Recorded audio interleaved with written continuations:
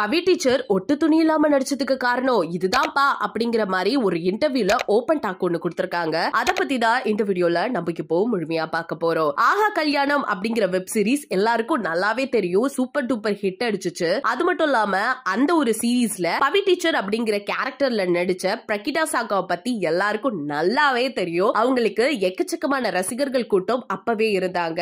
அதனை தொடர்ந்து பார்த்திபன் இயக்கத்துல நடிச்சாங்க ஒரு படத்துல இரவின் நிழல் சொல்லிட்டு. அந்த படத்துல அவங்க ஒட்டு துணி இல்லாம நடிச்சிருக்கிறது எல்லாருக்கும் நல்லாவே தெரியும். இந்த நிலையில ரீசெண்டா ஒரு இன்டர்வியூல அத பத்தி பிரகிதா கிட்ட ஒரு சில கேள்விகள் கேட்டிருக்காங்க. அதுக்கு இவங்க என்ன பதில் சொன்னாங்கன்னா, நான் சாரி கட்டினாலே அத்தனை டைம் கரெக்டா இருக்கா அப்படிங்கறத அட்ஜஸ்ட் செஞ்சுட்டே இருப்பேன். அப்படிப்பட்ட பொண்ணுதான் நான். ஆனா இந்த கேரக்டருக்கு ரொம்பவே புனிதமான ஒரு விஷயமா இது இருந்துச்சு. அதுக்காக தான் நான் அப்படி நினைச்சேன். அது மட்டும் இல்லாம இது கரெக்டா இருக்குமா இருக்காதான்னு பத்தி பார்த்திபன் சார் என்கிட்ட ரொம்பவே புரிய வச்சாரு. அதுக்கப்புறம் என் பேரண்ட்ஸ் கிட்ட பேசி பார்த்திபன் சார் டைரக்டாவே என் பேரண்ட்ஸ் கிட்டயும் பேசினாரு. நாங்க பெர்மிஷன்லாம் வாங்கினதுக்கு பிறகுதான் இந்த சீன்லயே நான் நடிச்சேன். எங்க பேரண்ட்ஸும் இதுக்கு ஓகேவும் சொல்லிட்டாங்க அப்படின்னு பிரகிதா சாகா ரொம்ப ஓபனா சொல்லியிருந்தாங்க. சோ இத பத்தி நீங்க என்ன நினைக்கிறீங்க? பவி டீச்சரா பாத்துட்டு இருந்த பிரகிதா சாகா வந்து பார்த்திபன் இயக்கத்துல இரவின் நிழல் படத்துல ரொம்பவே டிஃப்ரெண்ட் கேரக்டர்ல நடிச்சதை நம்ம பாத்துட்டு இருந்தோம். அடுத்தடுத்து இவங்க ரொம்பவே பிஸியா இருந்துட்டு இருக்காங்க. இந்த நிலையில